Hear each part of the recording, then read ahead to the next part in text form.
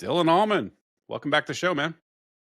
Thanks for having me. No, I'm excited to have you, man, because last time it was all, anarchism and politics and all that sort of uh, stuff that just devolves into a bunch of unfruitful conversations with most people online. So I'm picking a different topic now. I saw you going back and forth with one of my mutuals about the existence of God and all the things that come along with that. So we'll try to delve into a less controversial topic like God. Let's do it.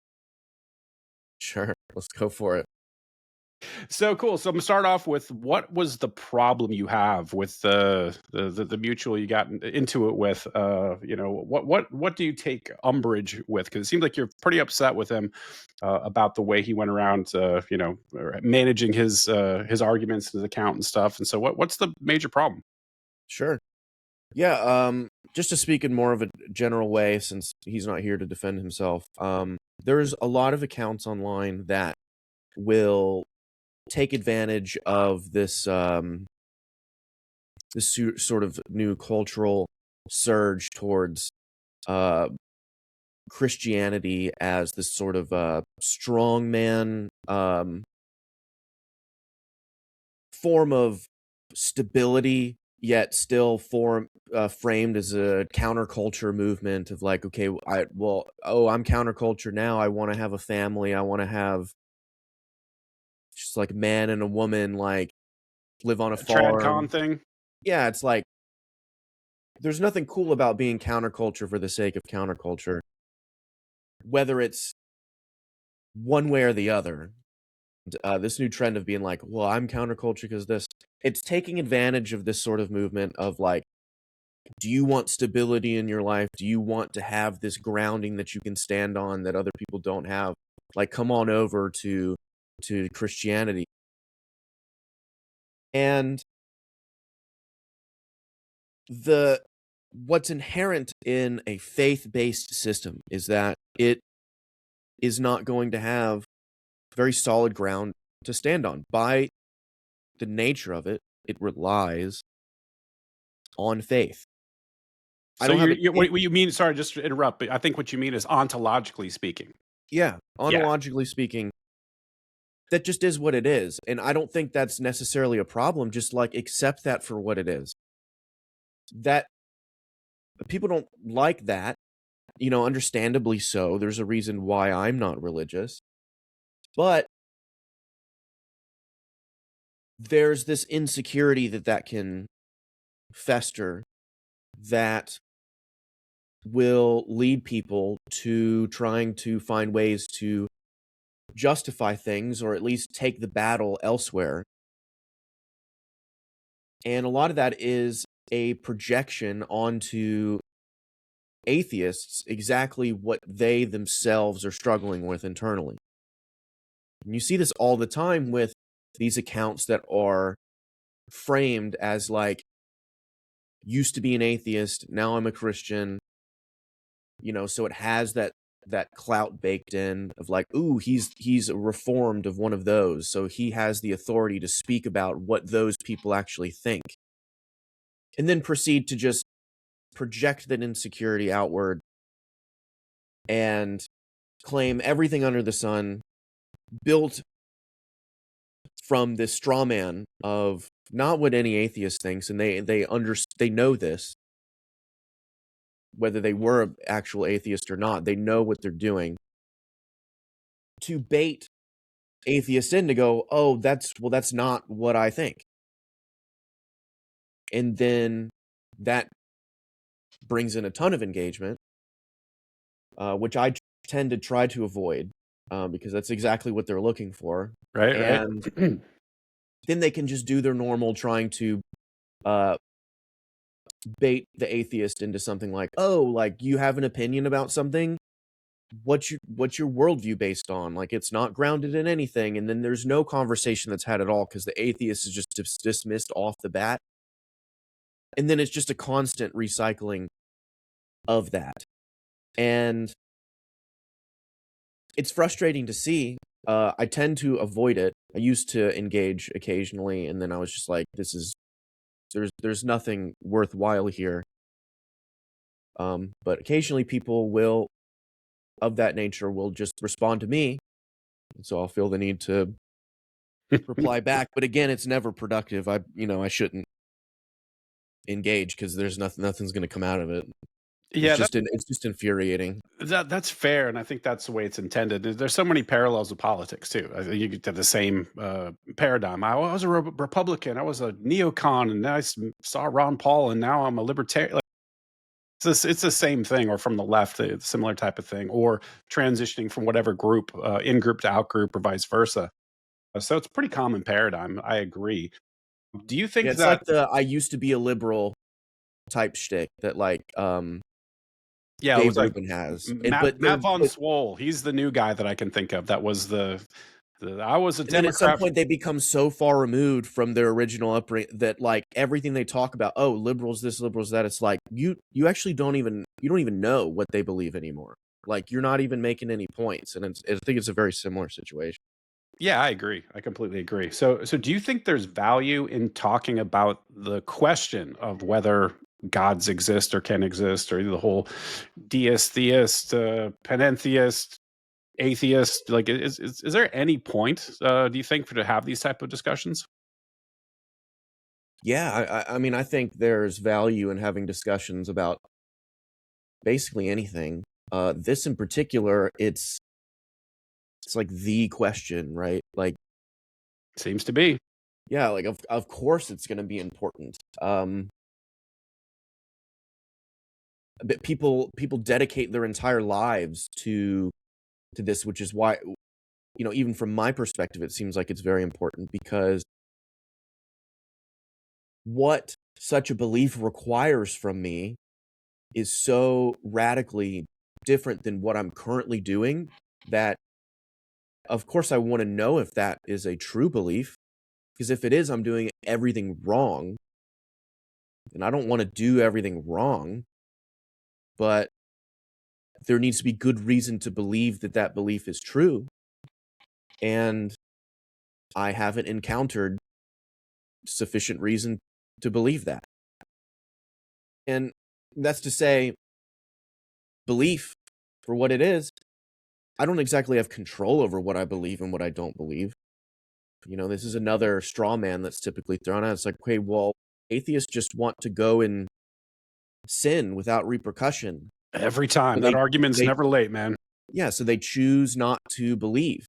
It's like, okay, if belief is such a choice, do you think it's possible for you to just choose to believe that Santa Claus is real right now? Well, I wouldn't. Like, of course he's not real. I wouldn't choose to believe that. It's like, okay, would it be possible? Could you just believe that Santa Claus, could you just choose that? It's like, no, of course not. You can't, you could pretend like it, but of course everyone knows it's not enough to pretend to believe in God. You have to actually believe in God. So it's a moment where I've been presented with enough stuff, whatever it is, whether it's reasonable evidence, to whoever's standard, it doesn't matter. It's whatever has been presented to me, or a thought process that I've had, that makes something click in my mind that says, oh, I'm convinced now. Then I have no choice but to believe this, whether I say that I do or not. And so I'm, of course, relying on people externally to trust that when I say I am not convinced, that I'm not convinced.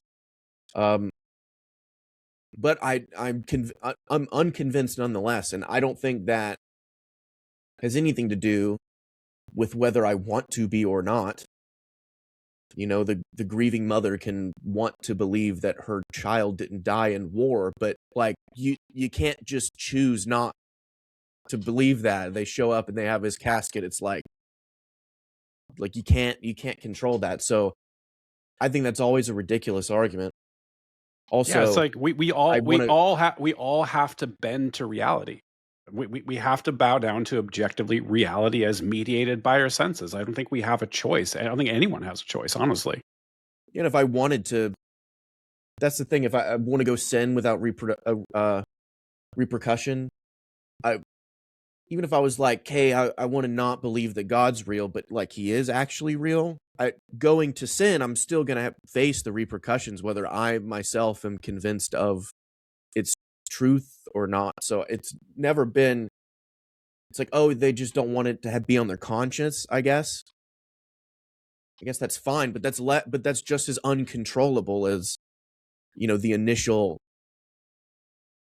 convincing of belief. So I've never understood that. I've always think that's such a problem. It's just a straw man. They look at the atheist and they go like, how presumptuous of him to look at the same stuff that I look at and not be convinced of this thing that I'm convinced of. So they must just have this sort of ego going on. It's like, I'm sorry, dude. Like, this isn't enough for me. Yeah, and I'm in the boat where I wish I could. I've had Tyler Tote. I don't know if you know who that is, but I've had him on my show, and like I talked to him about it, and I made the same claim to him. I was like, look, like I would love if this was just real and I could believe it was real, but I told him like it's like me looking up at the sky and saying, well, I actually believe that it's purple. And it's like, bro, it's Yeah. it's not purple. I can't make myself, it would be a lie, right? And so I'm in that conundrum now because I think that this goes back to kind of one of the reasons I want to have this conversation with you is that I think that there's value in having a religious belief, right? I think that number one, I had Dr. Lawrence Krauss on my show, who's like one of the most preeminent atheists in the world, and he believes, and I believe as well, that you can't not be religious as a human being. Like it's something that is baked in us. It's just a question of what you're religious about. People just kind of come up with stuff, and we kind of talked about wokeism. We think wokeism sort of sprung. It's like the sort of emergent religion that sort of popped up. And so, in my view, it's kind of like, well, devil you know versus the devil you don't. And so I think, Christianity has played a lot of, there's a lot of good and a lot of bad that came with it, but ultimately it built the Western world that we live in. And some of the concepts that are, embedded in Christianity, like the, dignity of man because he has an immortal soul created in the image of God. I think those are powerful metaphors. And like Brett Weinstein says, something can be literally false, but metaphorically true. Like you'd be better off if you believed something that might be false. And so, I struggle with this one, man. Like this feels like there's some utility in being religious, actually believing, and I see a lot of it too, particularly around. I think the most prominent example that comes to mind is the Epstein stuff, because I'm a sort of a victim of childhood sexual abuse. Everyone knows that's listens to my show, and that Epstein thing really caused me to crash out. Like the scale of it, the depravity, the brutality of it. It's so heartbreaking for me. I'm a dad of 3 daughters, so just the whole thing breaks my brain. And there's comfort in like believing that there's some ultimate justice for these fuckheads, like that somehow they're gonna, I think this concept of, burning forever in hell, like that sort of causes people to be able to get through their day sometimes without that sort of ultimate justice, ultimate, whether that be reward if you're a good person, or if you're, some sort of punishment if you're a bad person. I think it might help steer people's behavior. It's not obviously not rational ethics and something that people logically accept and follow, but if you have a fear-based thing, like you don't want to get on the wrong side of the creator of the universe, it might end up with better outcomes. I think that that's probably the case. And so this whole topic is a tough one for me. Yeah, I definitely understand that perspective. Where it starts to fall short for me is that, okay, if it's better for civilization to believe this thing that I personally don't think is true, what am I supposed to do? If I have Mm. kids, am I supposed to just teach them this thing that I don't think is true? Like, okay, it makes me feel like I'm not special, right? Like I'm not this like enlightened fucking guy that has all the answers, but these people around me, they need to have this fear of hell or it's going to get out of hand, but I don't. Like I'm good. Like I can be fine. I can create my own meaning without falling into this despair type of nihilism, but they can't. Like they're not enlightened enough to do that. I don't have the sort of ego to do that to other people. Like if I'm capable of doing this, they're also capable of doing this. I'm not so sure. And this is where because it doesn't feel like ego to me, it feels almost like the midwit meme. You know, it's like there's just people that are on different cognitive strata. There's a bell curve to IQ, and I think the ability for the average person, or even a slightly above average person, to operate with that sort of mental model and clarity of thought is going to be challenging. I'm not trying to denigrate people. Like it's almost like with politics too. I see there's a lot of like libertarians are great. Let's talk about monetary policy. Let's talk about inflation. Let's talk about non-interventionism and all these arguments, and like you've lost like 80% of the people already because they're not cognitively with you. They need like this TLDR version, or like a thought leader within their group to sort of tell them the bullet points of what to repeat, but they're not deep thinkers. And I think a lot of people in the world are not deep thinkers on standard issues. Now you're asking them to be incredibly deep thinker about the most important issue in the world, and have that nuance. And it's difficult, and ethics does become challenging. I think it's unfair to say that, oh well, it's very simple to derive rational ethics objectively from some non-religious standpoint. I think it's an easier argument to make. I'm not saying it's more sound, but it's an easier argument to just say, well, the creator of the universe says, therefore you must, right? Like that's a very simple A to B that most people can understand, where you start going, let's do this Cartesian radical skepticism, and let's go down to first principles and what the minimum assumptions we must make, and then work your way up to self-ownership. Like that's a complicated thing. The average guy is not going to be like, hey, show me your syllogism for for how to behave as a human being. I think it's a difficult case to make for most people. Most people aren't interested in it, and obviously we've evolved religions, and religions have sort of got this tribal aspect of it. The Jewish people have got their thing, and then Christianity and Islam. Like it's a big group and a tribe, and tribes are powerful, and all that symbology, all of the narratives, all that narrative structure, the stories that are embedded, those metaphors, like those are deep. It's really deep, and I think it's unwise to just dismiss them casually, like there's no power in there that sort of traps people into that. So I don't think, I get what you're saying. Like it feels egoistic to be like, oh, I'm so smart, but y'all dummies can't figure this out. But to some degree, that's probably true. Well, I think there's a problem that inevitably arises when it's assumed, okay, some people aren't able to grasp this more complex way of thinking.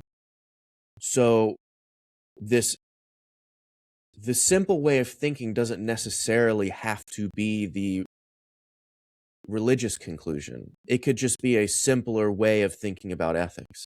The problem with framing it as the religious conclusion is,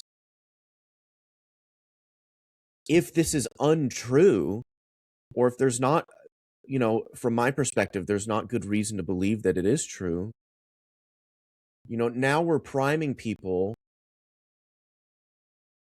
to this inherent submission that can easily be transferred elsewhere.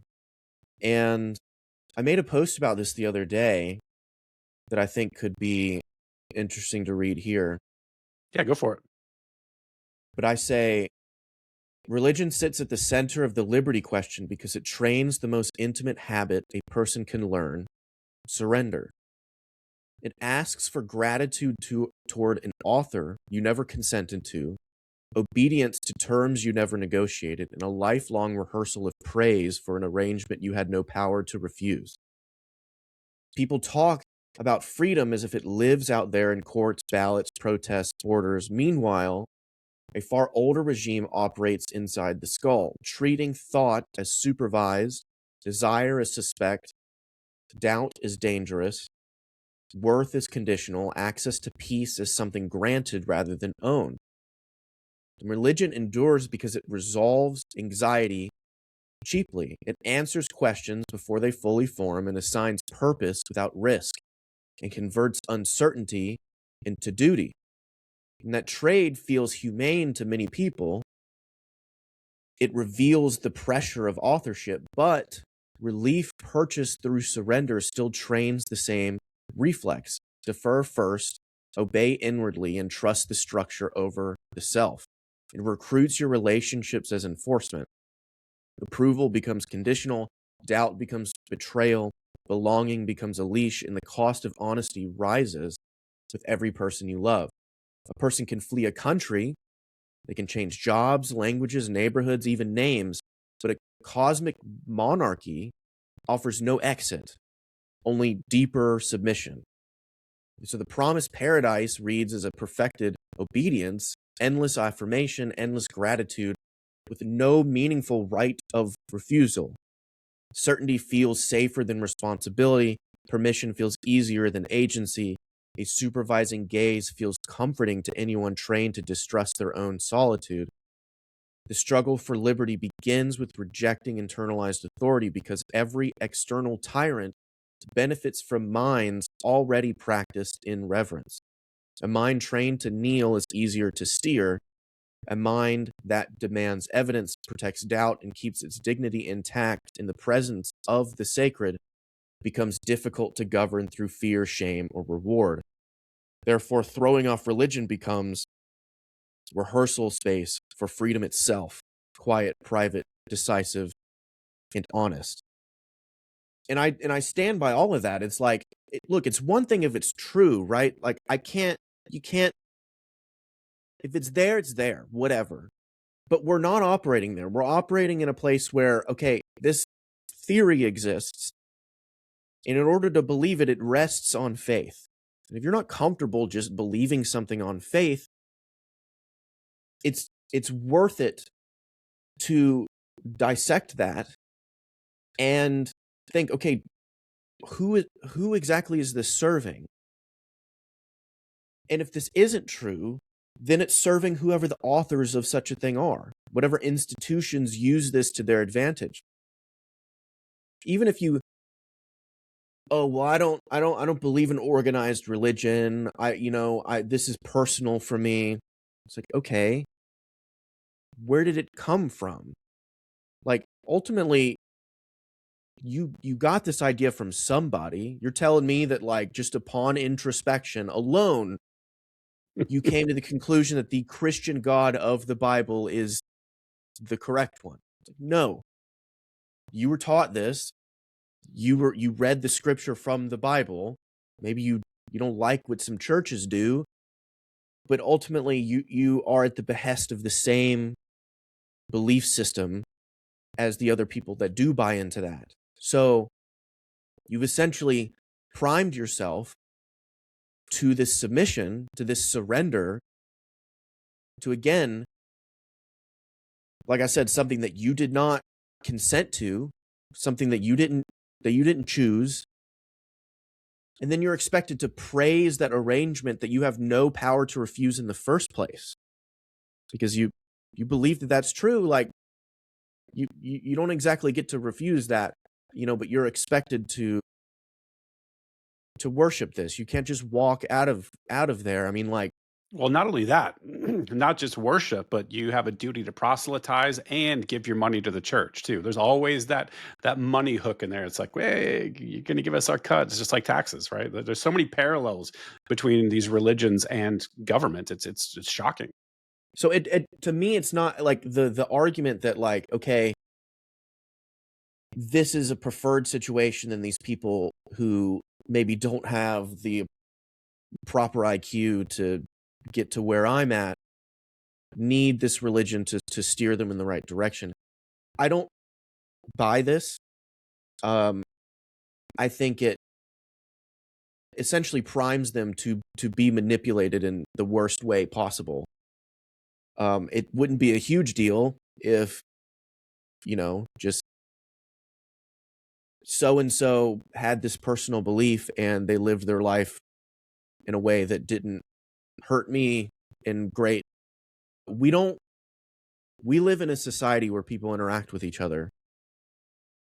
These people have the same voting rights as I do. These people have, they can watch the same things that I do. They can be manipulated by the same things that try to manipulate me.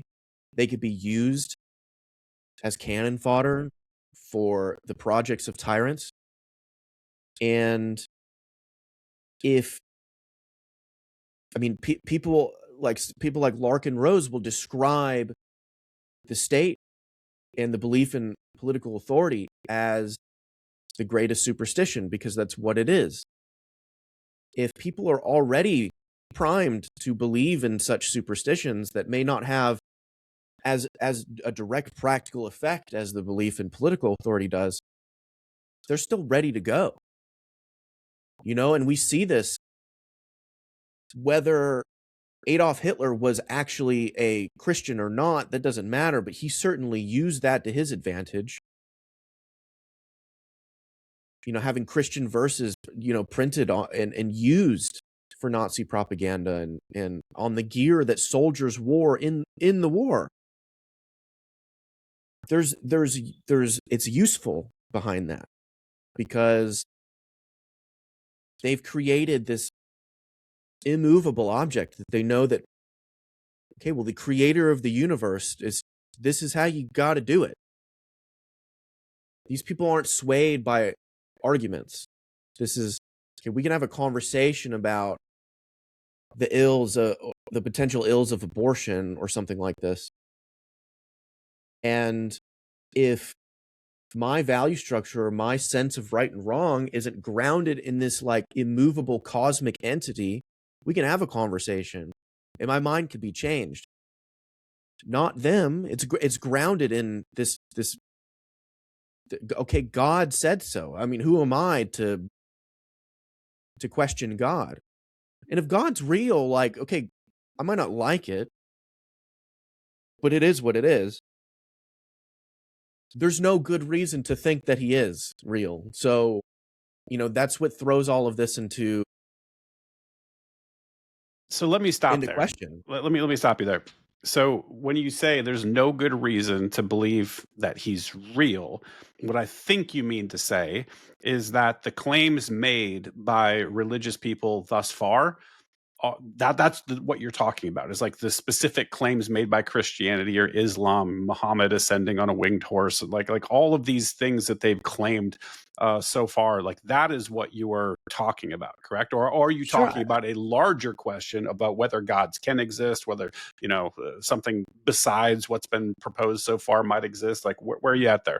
Well, I mean, I only know what I have personally encountered, which can be claims from other religious people or my own internal thoughts or introspections, which, ultimately influenced by other people. But yeah, I mean, they're like, when I say no good reason, it's like, okay, there's no good reason to think there's a magical teapot in the middle of the solar system. I mean, maybe there's something out there at some point that would lead me to think that that's a good conclusion to come to, but there's nothing there. I'm not saying that it's impossible for a God to exist. I think I don't think it would be I feel like this is unknowable information. Which is the core of agnosticism. Like agnostics say, like this is an unknowable question. That is ultimately my foundation, is that I don't know one way or the other. In fact, I don't think that information is knowable. Therefore, I remain unconvinced of its truth. Therefore, I am the opposite of a theist, which would be an atheist. So technically, which, by the way, this is where I land too. So I'm an agnostic technically. Like I believe it's an unknowable question, but my belief, right? That's your 51-49. Which way do you lean? My belief is that I don't believe in the claims made about God so far.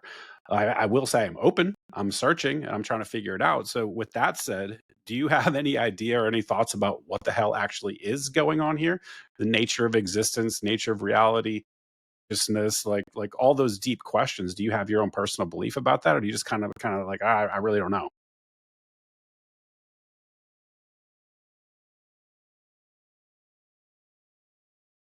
Not really. I mean, it's like the hardest question ever, which makes me understand why people come to the conclusions that they do. That's not an easy thing to sit with. It's like, okay, well, if you don't believe in God, then what do you believe in? It's like, I don't need to believe in anything. Like, I don't understand how ChatGPT is built on a technical level, and I'm okay with that. I don't need to know exactly how the universe was formed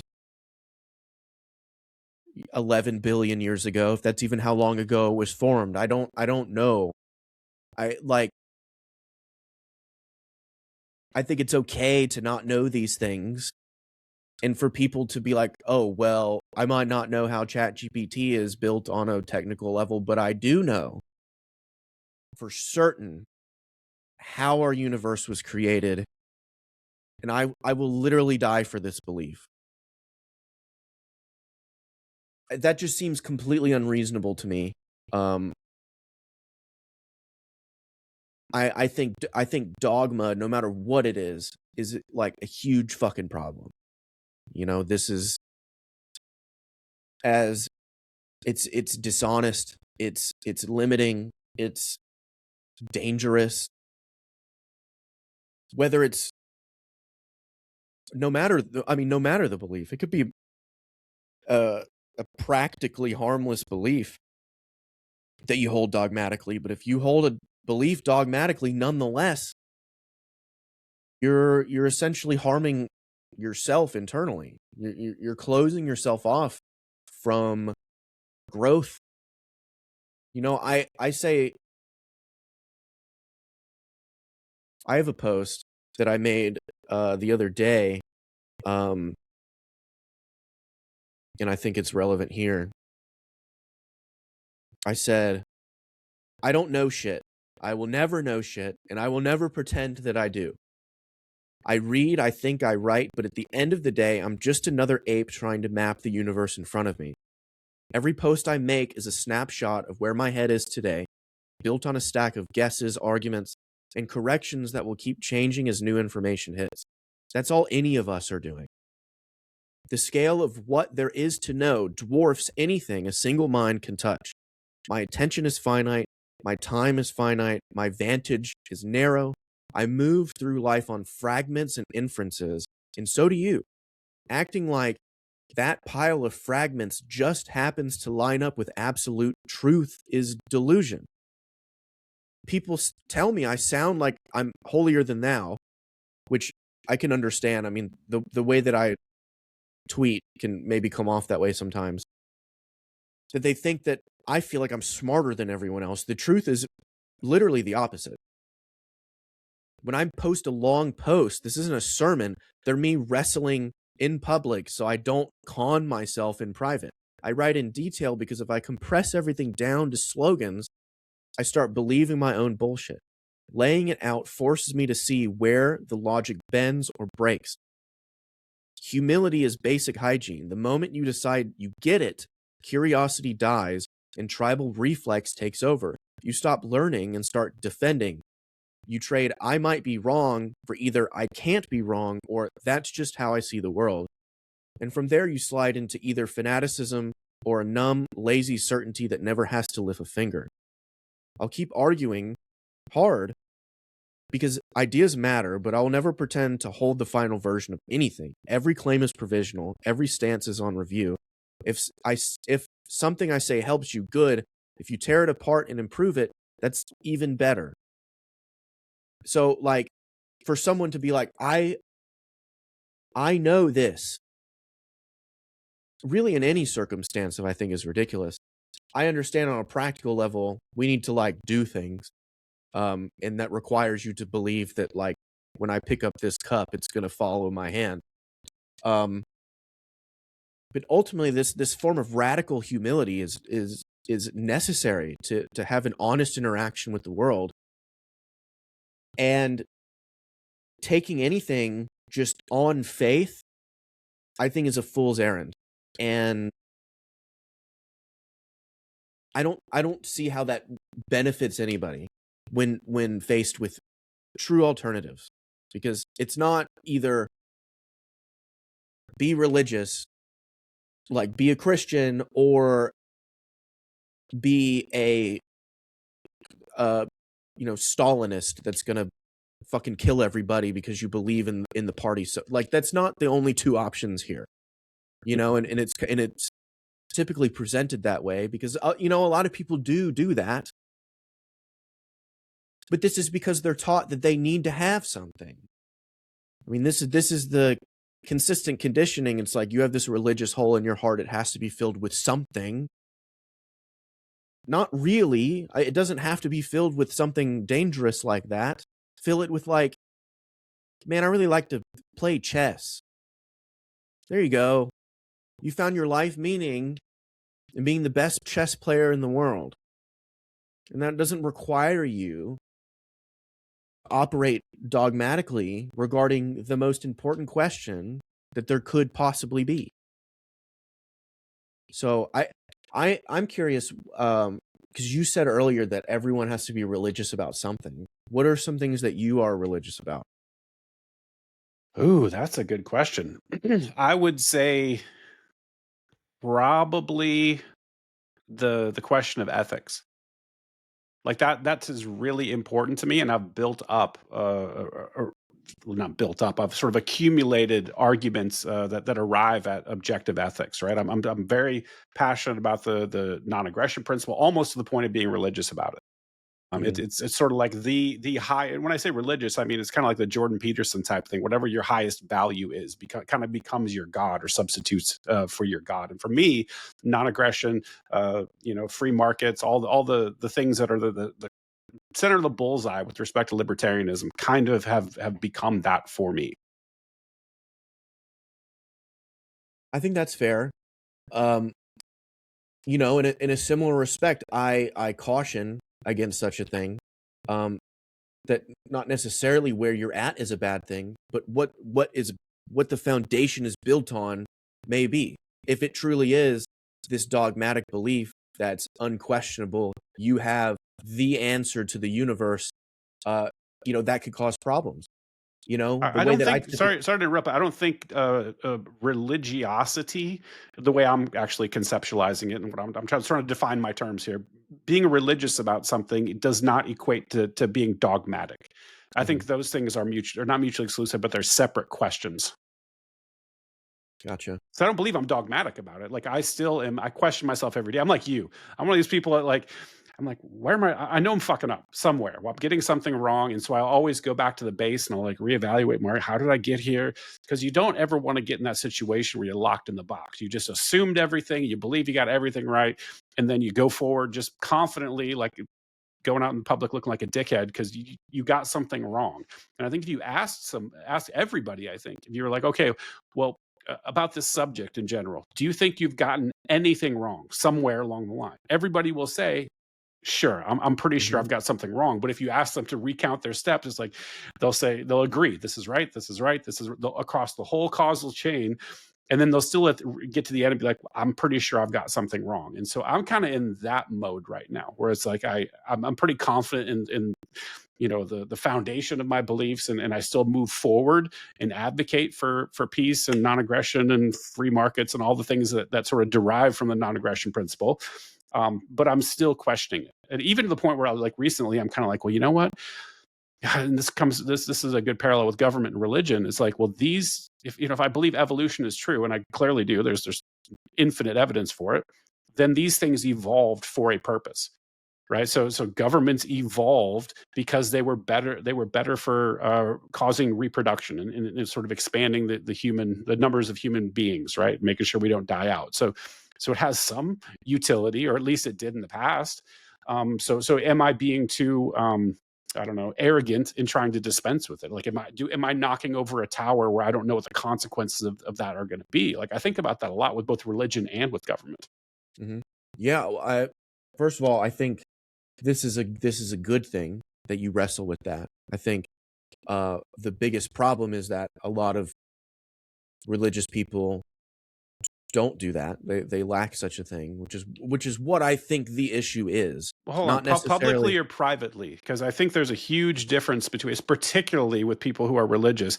the things they say publicly versus their internal state. Like, I think we've all known people who profess one thing, but number one, Yeah. act in a different way. Or if you get them in private, they'll actually admit to you that they've got doubts or they're wrestling with stuff. And like even my buddy Tyler Toad, like he's like 100 and some thousand followers on Twitter. His brand is Christianity, and he told me like he went through a crisis of faith like a year ago or 2 years ago. So it's like, I mean, he's one of the honest ones, but there's a lot of people that are dishonest that will keep professing, I know everything, I'm not questioning anything, but in their heart, they're wrestling with these things. So I wonder how much of that is actually, a bullshit facade versus what's actually going on inside. Yeah, I mean, technically we can't really know that, but I would press and say my experience is that it's people, the doubts that they have are potentially with the particulars. In what you said, where it's like, okay, well, did you get something wrong along the way? It's like, oh, most certainly I did, but I'm not going to be able to pinpoint it because, of course, I think everything is right. I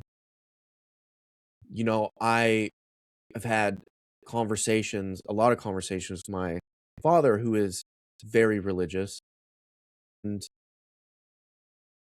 we were having a conversation not too long ago about the validity or trustworthiness of the Bible, and he was really trying to argue with these points.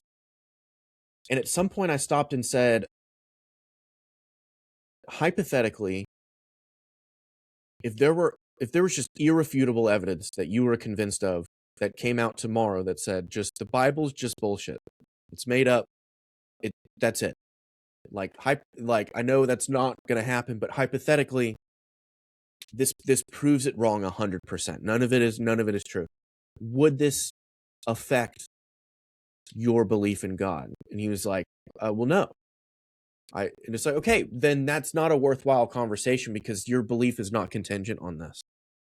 And I suspect that a lot of people that do wrestle with doubt still operate on this foundational assumption of like, okay, well, yeah, there is something out there and it's probably God and it's probably the Christian God, but like,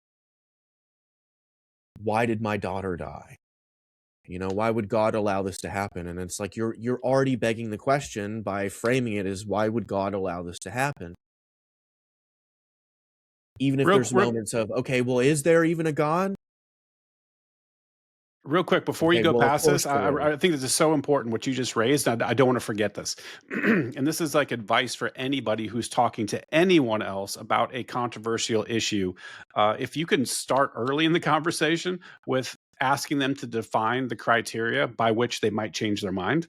Like is there anything like let's talk about this. Like, is there anything like the Bible being false or whatever it is, right? Like that would cause you to arrive at a different conclusion, a different belief. And if they say no, just exit the conversation. Like there's no point even having it. I think that a lot of people get sucked into these things where somebody is just dogmatically believing, regardless, just avoiding all the evidence and all the reason, and it's not going to be productive. I totally agree. I think there's a lot of things that go into encouraging these beliefs to be immovable in the way that they are sometimes. And it could very well be, I mean, there's a lot of people that have this sunk cost feeling. Like, I've lived my entire life for this thing. If I'm wrong about this, I've literally wasted my life and made these very significant decisions about the trajectory of my life, and I would not be in this place unless I did those things. And if I was wrong, like, shit, this is something that I personally wrestle with because I got a bunch of tattoos. It's like, okay, well, at some point in my life, I might be like, this symbol that I have, I don't believe that anymore. And I've had to come to terms with that being a very real possibility because I have that pressure of like, there's this thing that's very difficult to get off of my body. That's going to incentivize me to just like not change my mind about whatever it is. And I don't want that, of course. Well, to be So fair, just to make you feel better, so I know what you're talking about, and the the tattoo that you have of Bernie Sanders and the mittens, that was iconic. So even though you're not a Bernie bro anymore, just be aware that like you can just play that off as like that was just a cultural tattoo. So well, you know, it's funny, but it's very much a true thing. It's like, okay, it's like a scrapbook. You know, this is a time in my life where I liked this thing and I got this on my body. If I don't believe it anymore, it's like, okay, well, I did then. You know, this is a part of me, it's part of my life. It was where I was at. And that's kind of how you have to, if you have like charged belief style tattoos, that's kind of how you have to change your mindset to. And that's something I had to grapple with. But for religious people, like it's very, they've spent their whole life doing this. And this is why it's such an important question. Because like I said, if I'm living my life as if it isn't true, I'm doing the wrong thing. And I don't want to do the wrong thing. You know, I might not like the conclusion of, or the implications of there being a Christian God. But if there is, there is.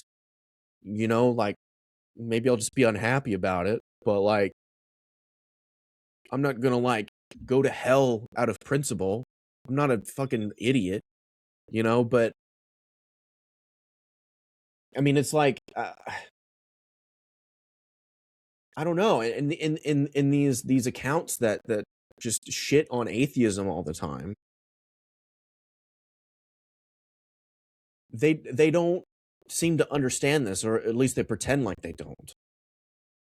It's like, dude, it's not my fault that I don't believe this thing that you do. Like, even if I had what I believe to be an objective set of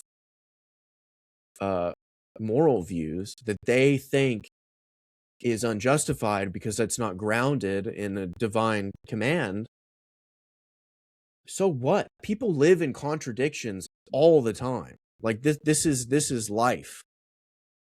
Like, you certainly believe contradictory things. I don't think that's avoidable. You may not realize that you are. So this, like, oh, you're living a fucking lie because you don't go around raping people, but you have no God that's telling you not to rape people. I don't think that's a particularly good argument.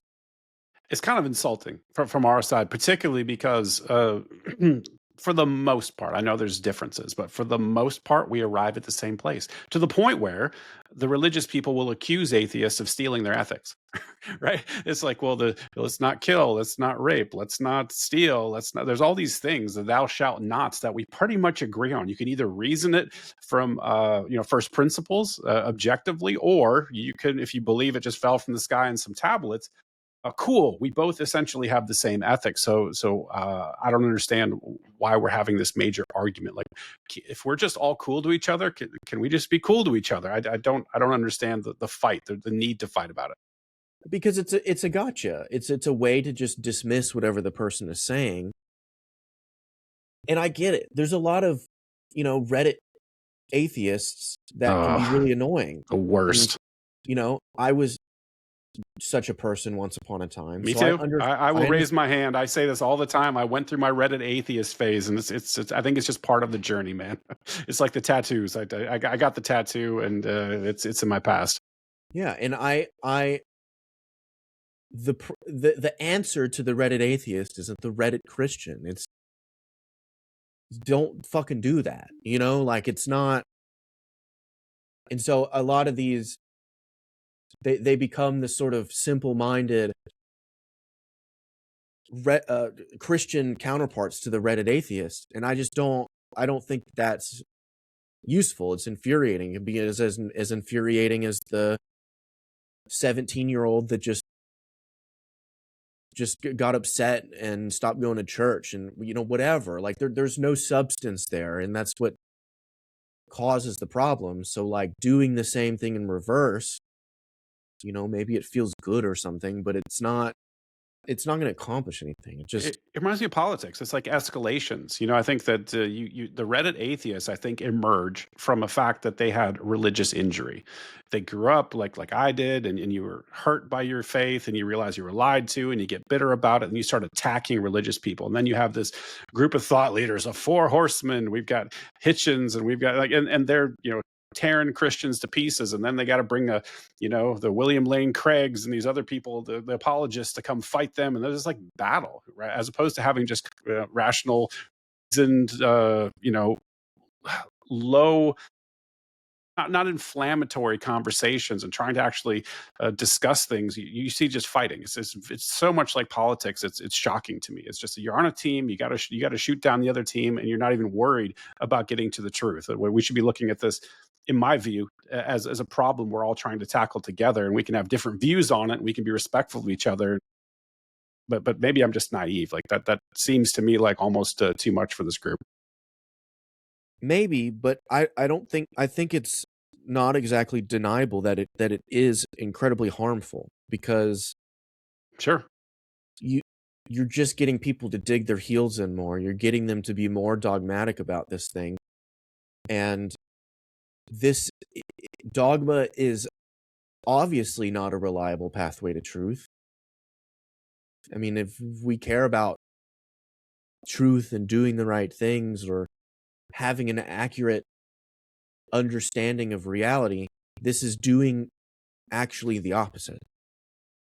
Even from the Christian perspective, a lot of these anti-atheist accounts, they are building an audience of people and providing them with the weakest possible ammunition, and building them a foundation that is incredibly fragile.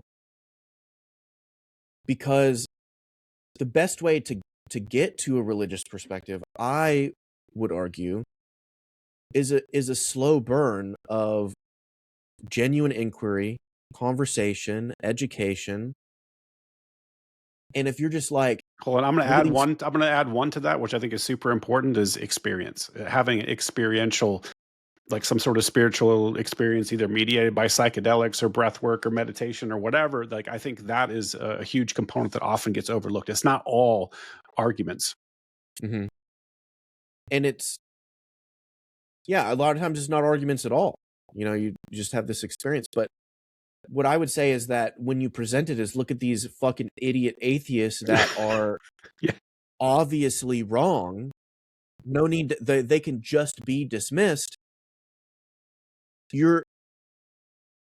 That means that belief system that they just built is equally as fragile as that. All they need to go is like, oh, so my shit can also just be bullshit. I mean, a weak foundation could just be destroyed at any moment, and like I just think that they're because they make the Christian thing, okay, well I got it figured out. This is all obviously wrong and whatever, and it's not built on anything. There's no foundation there. So at any moment the rug can just be pulled, and it's a huge problem. And so if you're genuinely trying to help religious people understand their faith and become stronger in their faith, you're accomplishing the opposite. It's like you're not even achieving your own goals. Like, what are you doing here? Like, you really you're not even just like a sellout to just shit on atheists because, whatever, they're not your people, but like, you're selling out the Christian people too. Because if you're going to be a sort of thought leader in this space with a large audience that you're influencing, and you're creating Christians that have no foundation at all, you're essentially creating people that will become atheists. Because a lot of atheists have experienced this. If you don't have a proper religious foundation, once you become old enough, you go, oh, there's like other options. It's so easy to just have that rug pulled. I can't imagine that religious people, especially religious thought leaders that are trying to spread the message, want that. I mean, come on. Yeah, it's not a very effective tactic if you're just going from a pure, like a strategic standpoint, like, and also it's anti-Christian, honestly. Like if you're sitting there and your job is to just be inflammatory and attack atheists all day, do you really think you're reaching them? I mean, you're supposed to be proselytizing, right? You're supposed to be a light unto the world. You're supposed to be the shining example of what Christianity is and sort of convince people. It's kind of that Ron Paul thing. The best way to bring people in is by setting a great example. And it's like, that's a shit example. Yeah, Like you're it's a doing a disservice to the Christians that you're leading. You're doing a disservice to the atheists that you're leading. And it's all in what? It's the service of ego, it feels like. clicks. This is a huge problem. It doesn't do anything for anybody. Everyone's just going to dig their heels in at the end of the day. No one's going to be better for it except maybe the guy that made the post because he got a little bit of money or something. That sounds really, I mean, does not sound very Christian to me. It does not. You're going to sell out your fellow man, sell out your fellow Christian for some coin. Well, also push, if you actually man. believe your ontology, like you're pushing somebody who's not a believer, instead of bringing them in to potentially be saved, you're pushing them further into, eternal punishment and damnation, which, like, that seems like a really shitty thing to do if that's what you actually believe. Well, that's the thing. You're attacking something that they don't even believe themselves. They feel personally attacked because you're using the label of their group, and they feel personally inclined to correct you, and then you just immediately dismiss them in a sort of holier than thou tone that's just going to piss them off. Be like, fuck this guy and fuck all the people like him. So now you're just, come on. And then the Christians on their side see the atheists get pissed off and go, look at these fucking pissed off idiots. Not only are they obviously wrong, but they're mad, and now they're saying all these slurs and whatever, and it's like you're just igniting hatred, which is like, I'm not a Christian, but that is pretty much the antithesis of the message of Jesus.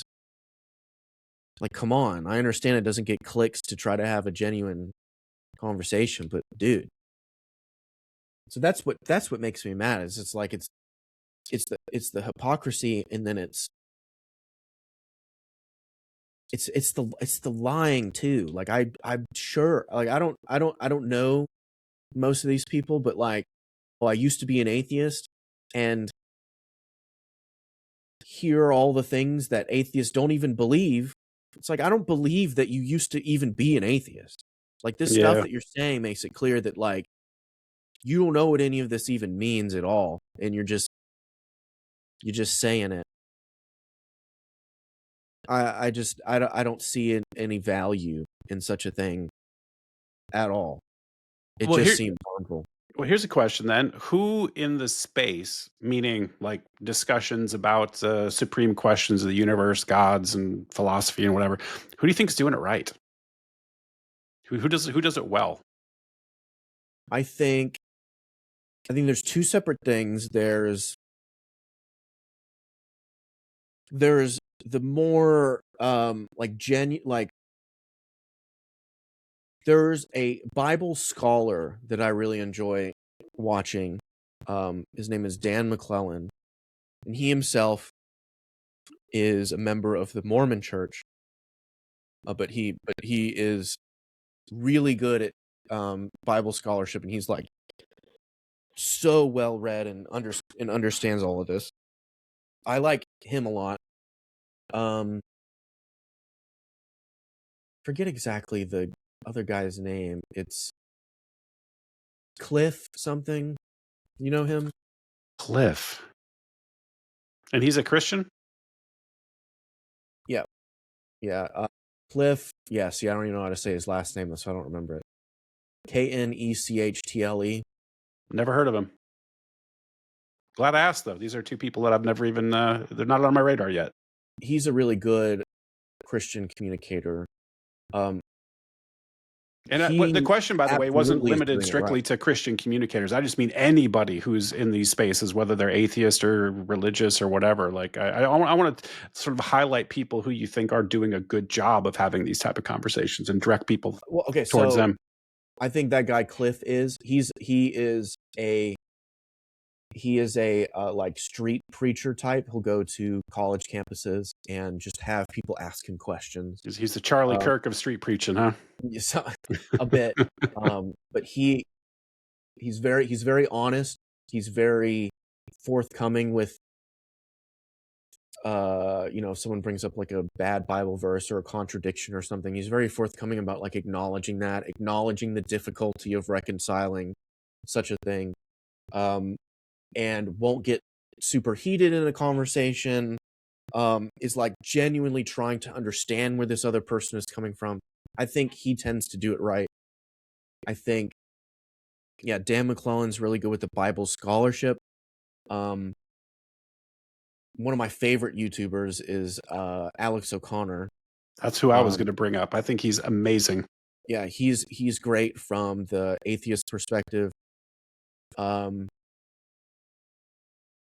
I still really like Sam Harris a lot, although he doesn't tend to focus too much on religion much nowadays. Yeah, boy, he sure had a pretty nasty Trump crash out, didn't he? The thing about Sam Harris is that a lot of the clips that go around that look really bad are typically pulled out of a context in which it isn't really as bad. Not to just defend him outright, because I think he obviously has takes that I disagree with. But as for someone that is like just honest and straightforward and level-headed, I think he's one of the best. I will agree with you there. Definitely a lot of clickbait stuff pulled out of context, but he definitely has a lot of substance that's really, really wrong, particularly since he's a science guy and should know better. And he went so crazy on the COVID stuff. Like he completely went off the reservation. He severed friendships with people like Brett Weinstein and all these people. He completely was a terrible example through that. But I will say you're right. Like he does get a bunch of shit for stuff that is blown out of proportion, taken out of context. And that's a shame because Sam is a good, deep thinker. He has the capability to really think and communicate clearly. His verbal IQ is off the charts. I really enjoy Sam in a lot of ways. And it's made me sad to watch that sort of crash out because I think he was an important voice. And now he's not even engaging with anybody who might have a counter view because he's kind of siloed himself up in more like a leftist corner, which upsets me a little bit because he was having more of these conversations with more right-leaning people, and that was a cool thing to see. I really enjoyed that. Yeah, so there's that tends to be my extent with engaging with religious stuff. I used to watch some of like the Atheist Experience, but that's a very similar situation where it's not particularly productive because most of the people that would call in would just be unmatched intellectually, and that doesn't make for very good conversations when it's like this unmatched intellectual person is going into something that's a debate forum that these people do for a living. They're going to look stupid, and that doesn't necessarily mean they're wrong.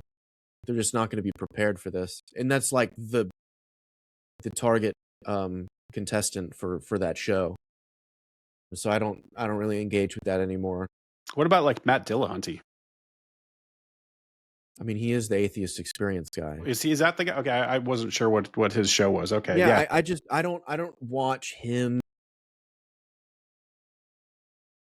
I've never watched his show. I've always issue seen with him like in a debate setting or something like that. So I've never Not seen. really. I haven't engaged with him for a while. Not for any particular reason. I just haven't. What about that Rationality Rules guy? I forgot that guy's name. The guy with the beard. I used to watch some of his stuff.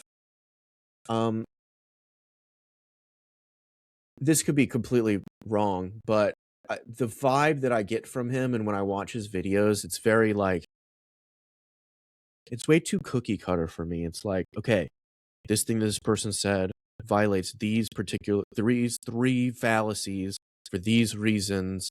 He's a And it's just syllogism like, bro this for isn't how sure. people think, right? Like, to some extent, I might find it interesting. Like, they did these three fallacies. Okay, that person doesn't give a shit, whatever. That's just content that isn't really for me.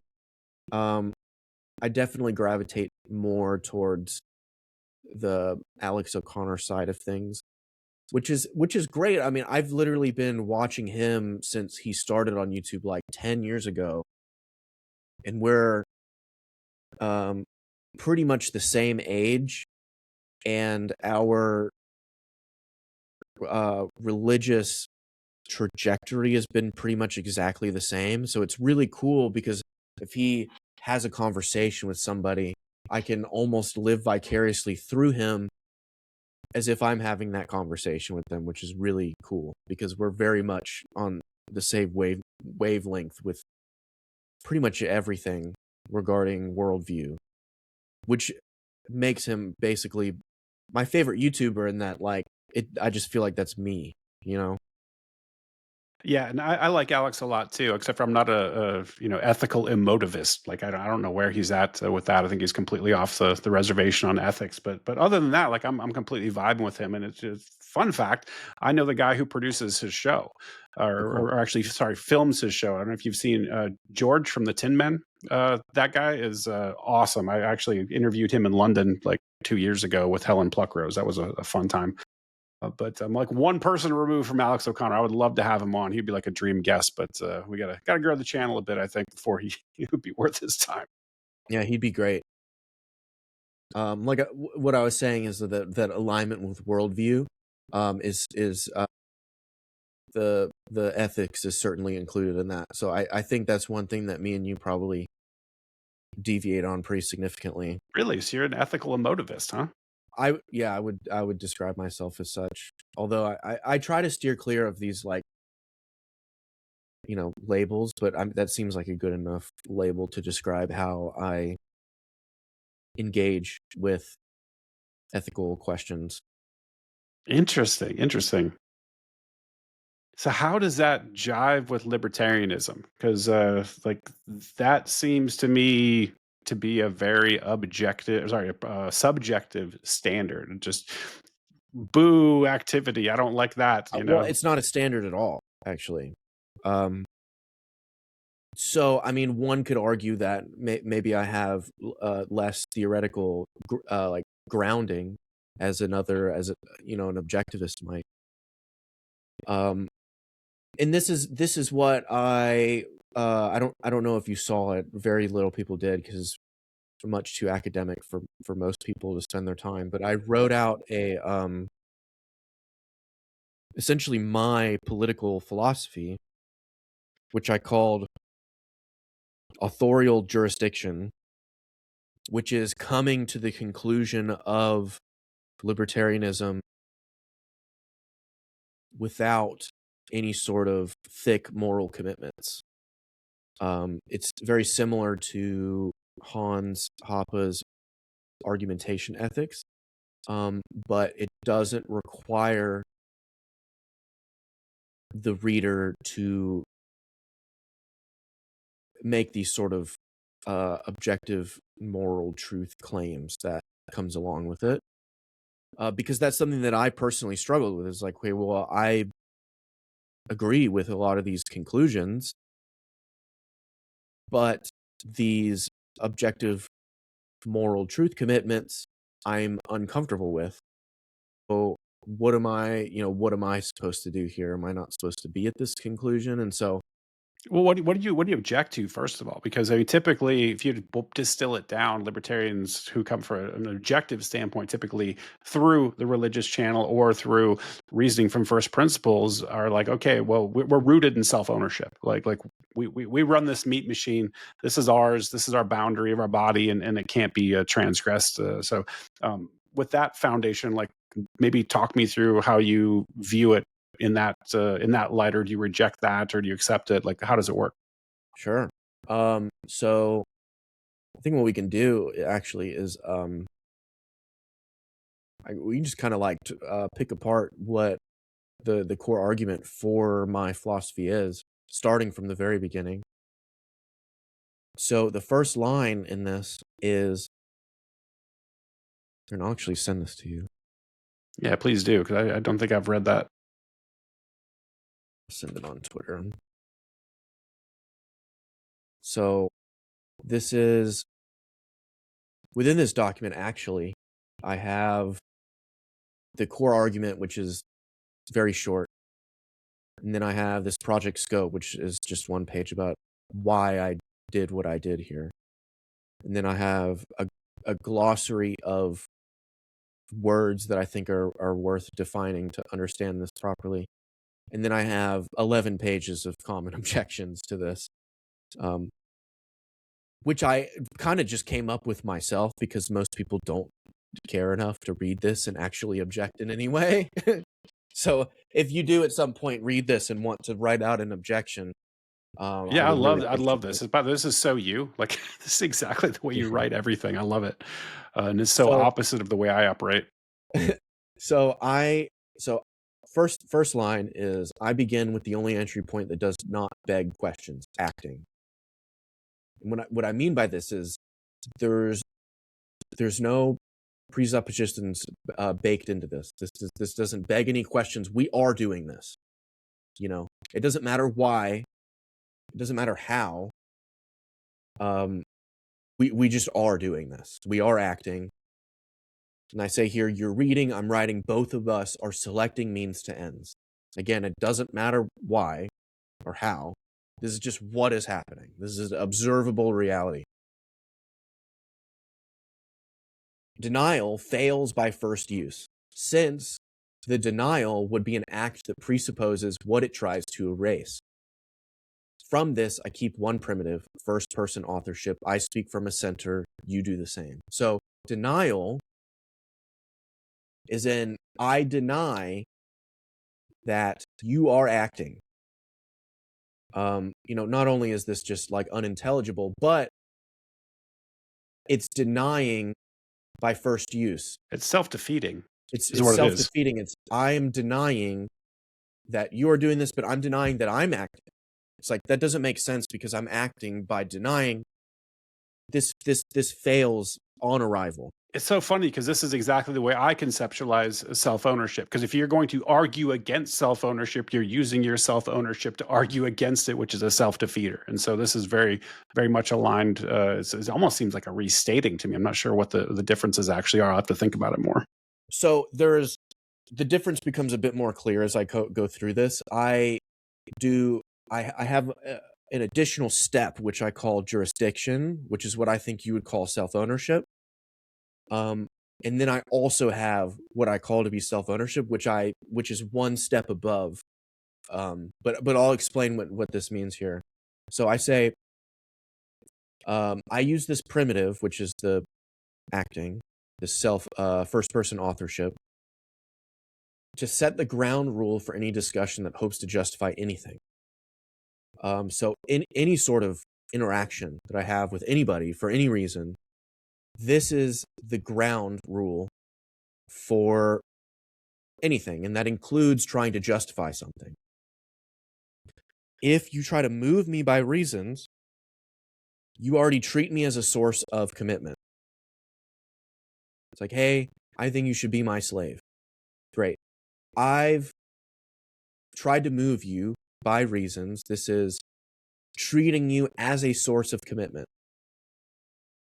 You control your body while you speak. You expect me to accept or refuse without external compulsion. This is what having a discussion to try to justify something is.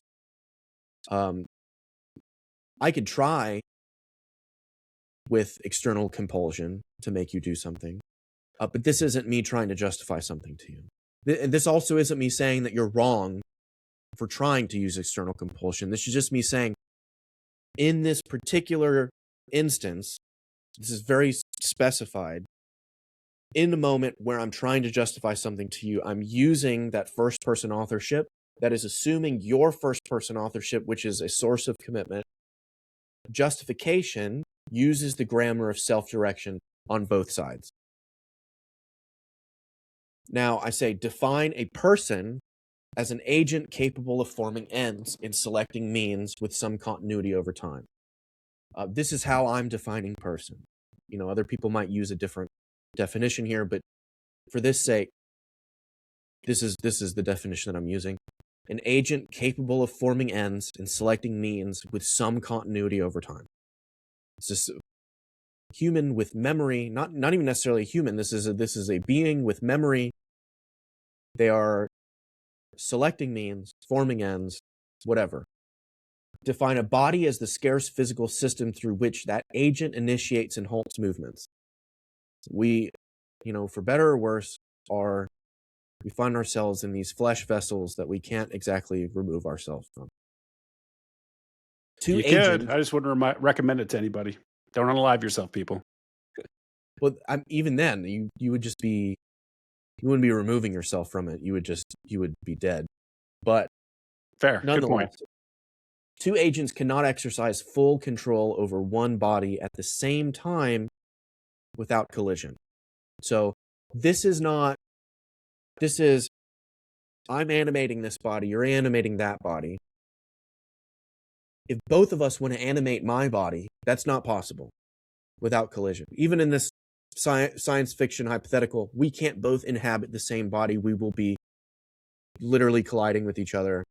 You could use conflict here as well. And so this is the definitions here. So control is brute ability. This is what I mean by control, is just brute ability. So I could control your body. I'm literally grabbing your arms and moving it. That's different from animating your body, but control is brute ability. Neuralink implant? Sure, implant. Personal jurisdiction is the standing authority to consent, refuse, and exclude regarding one's body that others have reason to respect for coordination. So this is the differentiation I make between jurisdiction and ownership. Jurisdiction is the standing authority to consent, refuse, and exclude regarding one's own body that I'm animating, that others have reason to respect for coordination. That's self-explanatory. Ownership is the standing, publicly intelligible claim to exclude, authorize, and transfer use. So I make the point to separate jurisdiction from ownership because when you talk about self-ownership in the same way that you talk about ownership over a car, you run into some issues. You run into necessary explanations that you have to make that differentiate self-ownership from other types of ownership. Because the animation of my body is inalienable. I can't remove myself from that. My car is alienable from me. For sure. And this causes problems because it's like, okay, well, I could sell my car. I can't sell myself into slavery. That doesn't make sense. There's a way to explain this in a reasonable way, but this is just to avoid such a conversation, because that's a big academic topic of conversation with Rothbard's natural rights and stuff. It's like, okay, self-ownership, why can't I sell myself into slavery? It's ownership nonetheless. And it's like, okay, well, this is a whole other conversation that I don't think is necessary. So I separate the two there. I have 4 options here. I say either A, each person holds jurisdiction over the body they animate, or B, some persons hold jurisdiction over others, or C, a committee holds jurisdiction over everyone's bodies, or D, no one holds jurisdiction at all. And what I do is I test these against 2 different filters. The first I call the discourse filter. This follows from authorship. You cannot justify to someone a rule that denies the minimal status you presuppose when offering justification to them. This isn't to say that you literally cannot do this. Of course you can try to do this. And I'm not saying you're wrong to try and do this at all. I'm saying if you try to do this, you cannot justify this to someone, a rule that denies the minimal status you presuppose when offering that justification to them. What I'm saying is this is unintelligible. It fails this arbitrary filter that I have created. The second is the coordination filter that follows from scarcity. This is the rule must minimize avoidable conflict and make resolution tractable under repeated interaction. And this is literally just for the ease of coordinating with other people that are necessarily going to interact with each other. Why is this necessary? I don't understand why you inserted this here. Because it's also a filter that I'm using when judging each one of these potential options. It's 2 different filters that I'm using here. These are 2 things that I care about. For it to be able to be justified and for it to actually minimize conflict. To me, these are 2 separate things that I think are necessary for my political philosophy and my worldview. Okay, cool. So I say B fails the discourse filter. This is some persons hold jurisdiction over others. Because if you argue that you may rule me, you've already appealed to my capacity to accept or reject by reasons. You ask me to do what only a holder of personal jurisdiction can do, and then announce that I am not that holder. This is simply unintelligible here because you're just contradicting yourself. B also fails the coordination filter. Permanent mastery invites permanent resistance and entrenches conflict. You're constantly going to try and justify that you're ruling over me. You're going to fail in that justification. Also, I don't want people ruling over me. I'm going to continuously fight back on this because we are on equal footing when it comes to jurisdiction, and you're trying to just overstep that into my boundary.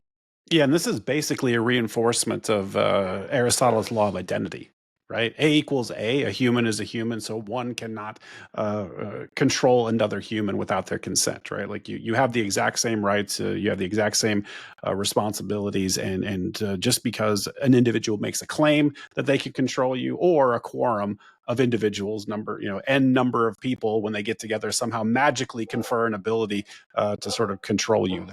That's completely illogical when it comes to just basic logic. Right. C, which is a committee holds jurisdiction over everyone's bodies. This fails the coordination filter. If each movement requires prior collective say, contention and oversight escalate without limit. So this committee, whether it's 10 people or everyone owning each other, is a problem because every movement that I make, which again, jurisdiction is the standing authority to consent to these actions. It's going to require me to consent to these things. So if a bunch of people hold jurisdiction over a bunch of other people's bodies, you just can't move anymore. Like that's not, you're going to fall into this contradiction immediately on arrival. And so this obviously fails the coordination filter because this is impossible to coordinate. And then C also fails the discourse filter in practice, since a committee cannot simultaneously hold personal jurisdiction over each member's body while those members claim jurisdiction over their own voices. Because again, 2 people can't hold jurisdiction over the same thing because you can't both have full reign over the consent and authority of one's body. And then D, where nobody holds jurisdiction over anyone, looks neutral in language, but it collapses in practice. If no one holds jurisdiction, then refusal holds no standing and consent has no authority. So use falls under seizure and defense.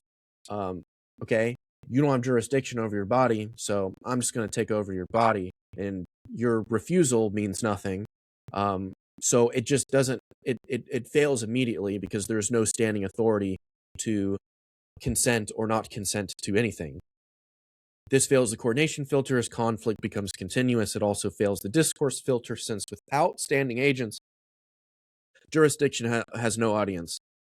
Whoever acts first commands until displaced, and then the system just slides into B, which is that constant mastery that invites conflict. So A survives both filters, which is each person holds jurisdiction over the body they animate. When I justify a claim to you, I respect your capacity to commit or refuse. That's A in discourse form. In practice, A aligns jurisdiction with the physical locus of control, which minimizes conflict. Each person sets ends for the only body they can move without mediation. So, with all that being established, enduring coordination among strangers requires more than just personal jurisdiction. Because, I just say it here, when claims must persist beyond the moment and be legible to third parties, we move from bare jurisdiction to ownership. The same authority given public standing so others can rely on it across time, recognize who may say yes or no, and verify delegation or transfer. So, okay, great. Everyone has jurisdiction over their own bodies. Now we got to figure out how to actually interact with each other. There are scarce resources that we need to use to survive. So how are we going to deal with that? Having given first-person authority public standing as ownership, apply it to external means. These too are scarce and rivalrous. The same two filters apply. I require an initial rule that does not contradict the discourse setting and that minimizes conflict. First use does that by tying title to observable initiation. If a resource is unclaimed by any present steward and by any traceable prior claim, a person begins a publicly intelligible use. A claim of ownership forms that others can recognize. This is essentially homesteading. Yeah, this is basically Lockean in nature. Yep. Once such a claim exists, it's alienable by consent on the parties' terms. The hinge remains assent. So any norm N offered to person P as a reason for compliance presupposes that P can accept or reject by reasons rather than brute compulsion. If N denies that P holds jurisdiction over the acts that assent or refuse, then N cannot be justified to P through argument without conflict between content and use. This shows that N lacks the kind of warrant argument can supply. If someone abandons the fields of reasons and reaches for force, they have stepped outside of jurisdiction. They're just outside of this entirely. Because to be clear, this isn't like this is the truth of the universe. This is a standard that people can use to judge actions of whether or not they are justifiable or not. Agents interact under certainty. Each round presents a choice to respect the baseline or attack it. Where violations are priced by defense, loss of reputation, and foregone cooperation, the expected value of predation falls below the expected value of compliance. So you should probably follow this, or you're going to get into conflict with people. The price of such conflict via defense, loss of reputation, foregone cooperation, this value of predation will fall below the expected value of actually cooperating with people, complying with this standard, and being able to have a functioning, fruitful society. And so I condense this into a sequence. It's easier to understand. Premise 1, any attempt at justification presupposes first-person authorship on both sides. Premise 2, in a world of scarce rival bodies, A stable baseline allocation is required to avoid persistent collision. Premise 3, of the available baselines, only personal jurisdiction over one's own body satisfies both the discourse and coordination filters. Premise 4, where claims must persist beyond immediate control and be legible to third parties, external means take on ownership by publicly intelligible first use and update by transfer through consent.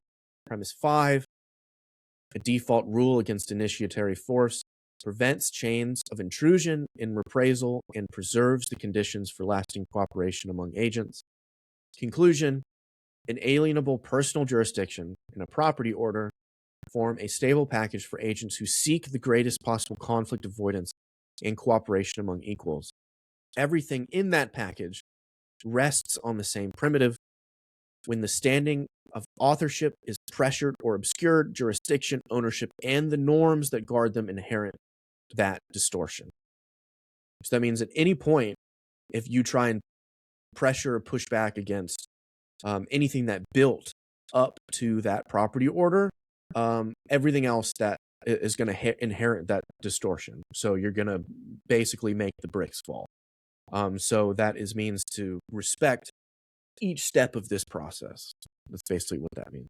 Cool. Is it weird that I followed all that? I think we probably lost most of the audience, but I tracked all of that, and I got a lot of influence that was pulled in there. How much John Stuart Mill have you read? A bit. Seems like there's a lot of utilitarianism that's baked into this syllogism. Well, it needs to be. I mean, we need to be able to have a standard that can be utilized to properly coordinate with people around us without entrenching in conflict. Of course, we don't have to have that, but if we don't, we're going to have just constant mastery and fighting, and I don't think anybody wants that. So the goal for this was to essentially create something as thin as possible,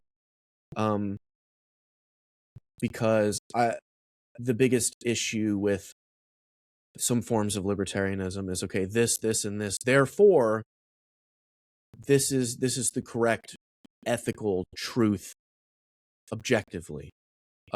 Which is where I'm at, by the way. Yeah, so which you may be convinced of, but that's a heavy thing for people to swallow. And so this is partly for me, since I don't swallow that, but also for people that may eventually swallow that, but may feel like they can't get to that conclusion without swallowing it and reject it outright. And neither one of us want that, because we come to the same conclusions really when it comes to coordination. We don't want people to reject that coordination conclusion because they don't swallow that ethical objectivity, if that makes sense. It does, but I see the danger on the other side. Like, because I look at this utilitarianism in general, not necessarily a knock on your work here. This is very well thought out. But you could make the claim that we need government, right? Because government is the conflict minimizing mechanism, and having this strong deterrent, right? That if you act in a certain way, that they're going to lock you in a cage, that prevents conflict. And so you can make the argument. I'm not saying that's the correct argument, but I think you could make the argument. But I think that would very clearly violate the discourse filter, and also the coordination filter. You can make the argument, but I think that this standard creates a good enough foundation to be able to fight back against that. Now, granted, it does have a thin foundation, so you can't claim, okay, well, the government is like objectively wrong in its existence. Which you may be able to do this with an objective standard of ethics, but I don't have that. And also, as someone who is an ethical emotivist, anyways, I think that ultimately you're just doing the same thing as me, anyways. So even if objectivists feel like, well, I have better footing here because I can make this objective claim, I would say I mean, you're making that objective claim, but that doesn't make it any more grounded than mine. They're both just not really grounded at all. And that's essentially where I come from. Yeah, and I'm actually cool that both of them are out there. Like I'm kind of in that same boat with respect to ethics generally. Like if you come at the let's say you come at the position of liberty from a religious perspective, because you just believe that humans have a soul, they're created in the image of God, and there's a something that can't be transgressed without committing like this huge moral sin. I don't care necessarily how you get there as long as you get there. So me, like, first of all, I'm not saying I'm right. Like I'm coming at it like I think I can reason out objective ethics. Could be completely wrong, and maybe you're right? Maybe it's all just subjective, and we're deploying utilitarianism. Like as long as we get to that end, to where I'm not being transgressed against, and you aren't, and we're respecting each other's property rights, and we're not raping each other, like I really don't care. And so there might be a type of person that will resonate with the the emotivists, and will resonate with the people that are focused on utilitarian outcomes, right?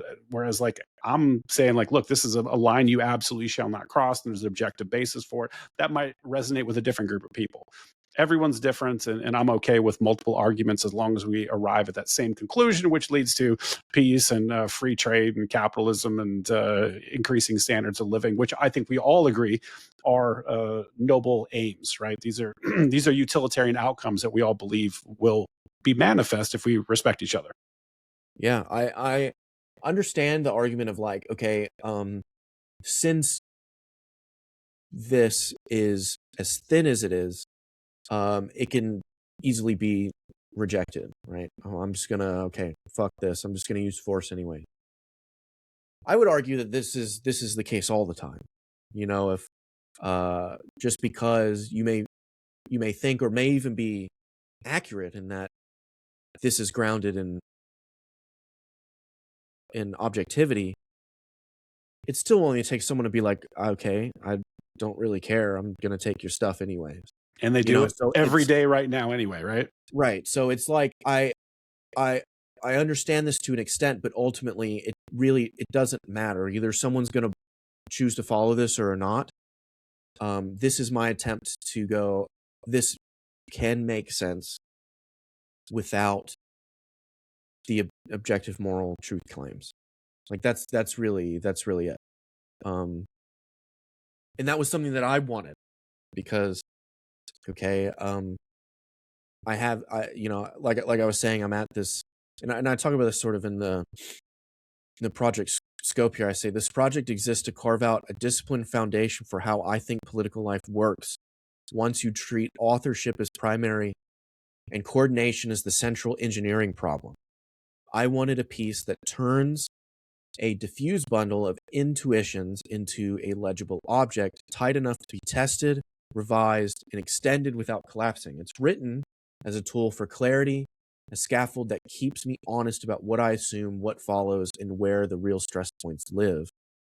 The aim is to describe a minimal grammar of social order for beings who act, communicate, and collide. Human beings pursue ends through means, share space with other pursuing beings, and generate boundary conflicts over bodies, time, attention, and scarce external means. Any workable political philosophy has to handle that friction with rules that survive contact with strangers. I'm trying to model the conditions under which interaction stays intelligible, disputes stay resolvable, and cooperation stays possible without dissolving authors into inputs for a higher control. A central decision in the writing is to keep the framework thin. Thin here means the foundation carries as few heavy commitments as possible while still doing real work. The deepest reason is metaethical. I wanted a coordination framework that stands on authorship scarcity in the structure of jurisdiction without relying on the reader to swallow claims about objective moral properties. Many systems reach coordination conclusions I respect, then demand a metaphysical buy-in about moral facts that I simply do not experience as compulsory. This project routes around that dependency. It builds the load-bearing structure from what acting and reason-giving already presuppose, plus the practical constraints of rivalrous existence.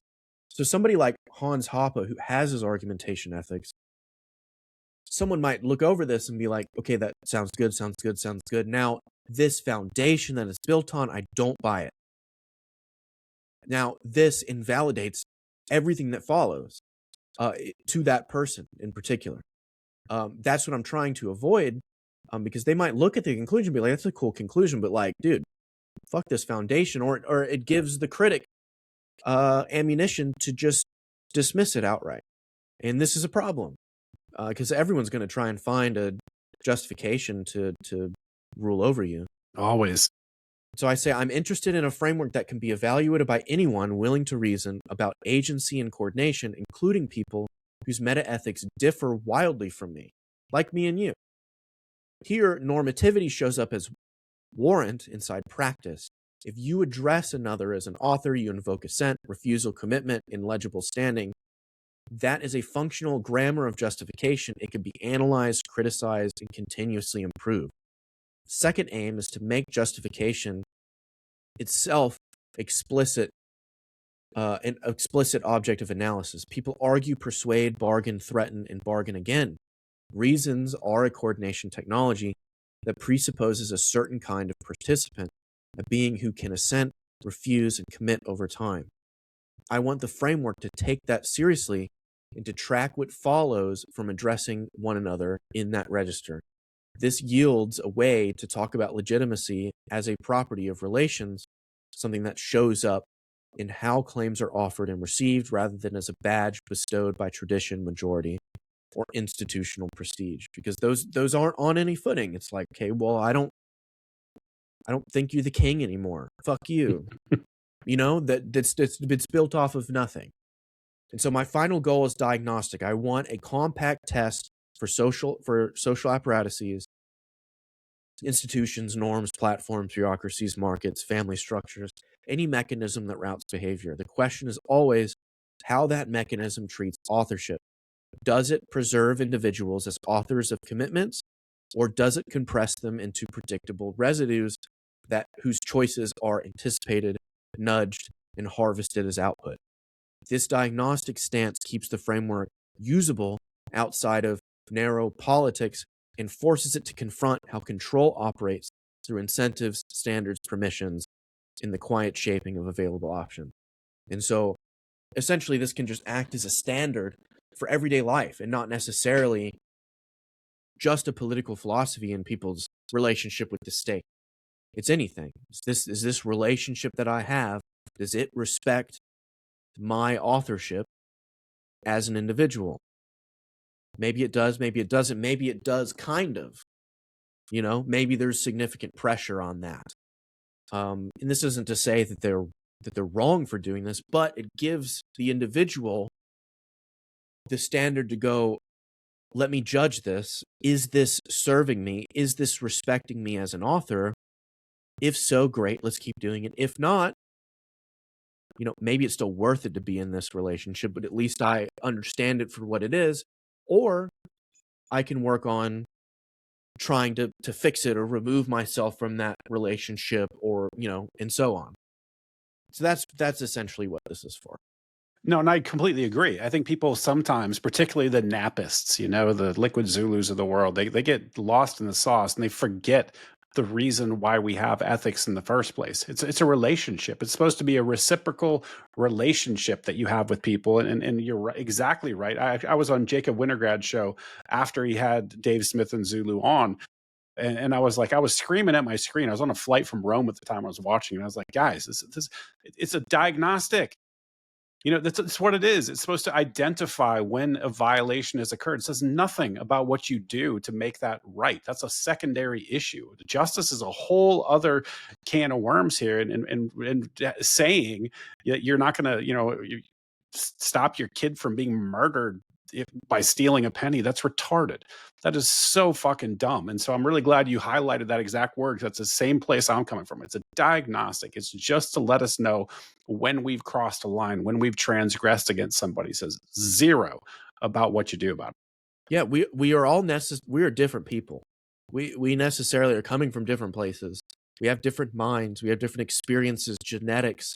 We're speaking in a language that's completely culturally constructed in a way to just be able to communicate with each other. Of course, you're going to read the same thing as me, and you're not going to fully understand it the same way that I do.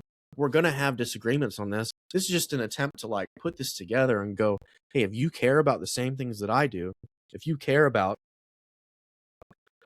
being intelligible, if you care about coordinating with your fellow human being, if you care about avoiding conflict, this is what I think the best way is to do this. Yeah, and one you forgot is avoiding harm, right? So doing harm to somebody else. I think a great example of where this, because I love the fact you highlighted, this is not political necessarily. There's obviously political implications, but ultimately this is relational. It's in simple things like hitting your kid. It's like, it's totally legal to hit your kid in America, right? But this sort of framework says like, no, you're actually violating your child if you choose to hit them.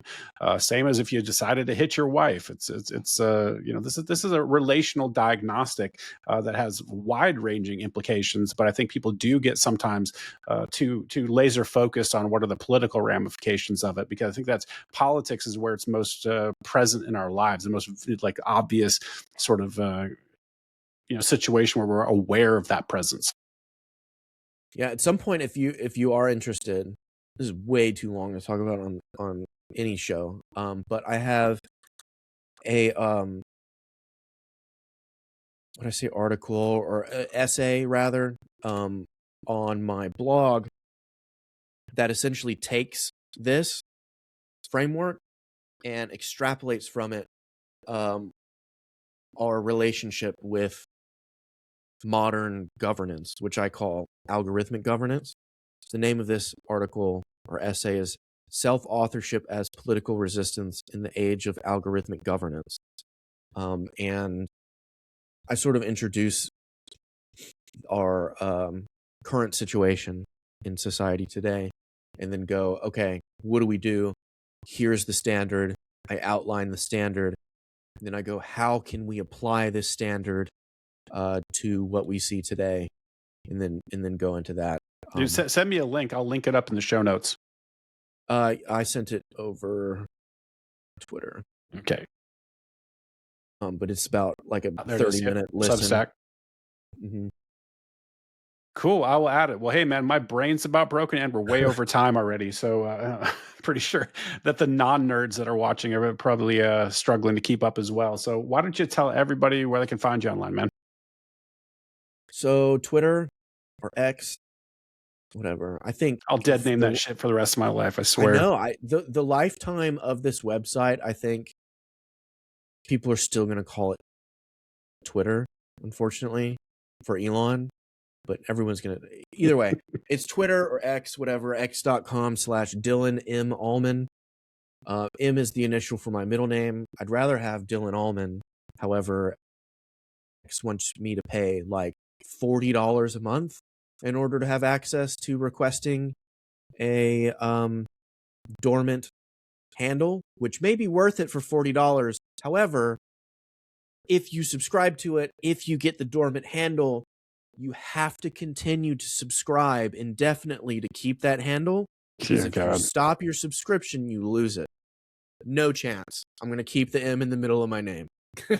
Man. Yeah, good news. One of the Allman brothers died. I get the handle. Like, bad news. I gotta pay. Fuck. I gotta pay $40 for the rest of the existence of this website a month. It's ridiculous. But there's that, and then there's my blog, which nobody reads. But that is my creative outlet. That's where my most important thoughts live, or most thought out thoughts, rather. It is called Interlinked, interlinked.substack.com, or interlinked.blog. That will redirect to the Substack. It is a Blade Runner themed blog, which shows how much of a nerd I can be. I don't think anyone's second guessing that after this discussion. Your cred is on display. And this is an attempt to understand the coming world shift that we're all experiencing with our own personal relationship with technology and what identity looks like in this coming age of information. So, Well, awesome, man. It's been a really fun chat. I don't know how we got from A to Z here, but it's been a hell of a ride. I really enjoyed the talk, and thanks for stopping by. of course, have a Yep. good one. Later. All right, man.